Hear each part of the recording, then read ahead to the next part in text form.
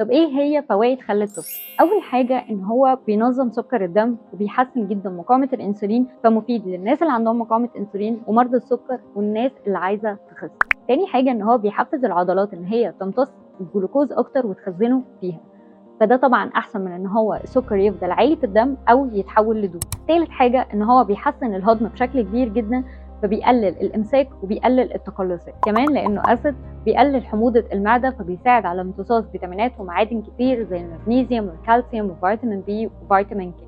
كمان بينظف المعده وبيقضي على البكتيريا والفطريات اللي موجوده في المعده. عرفنا ايه هي فوائد خل التفاح. اخده ازاي؟ اخده يا اما معلقه على كوبايه ميه قبل الوجبه لو حد ما عندوش قرح او التهابات في المعده، او نحطه في الدريسنج على السلطه، او نستخدمه في تتبيلات الفراخ واللحوم. طيب اختار ازاي خل التفاح؟ لازم يكون معكر في الازازه ومكتوب عليه اورجانيك، ويكون مكتوب عليه خل التفاح مش عصير تفاح.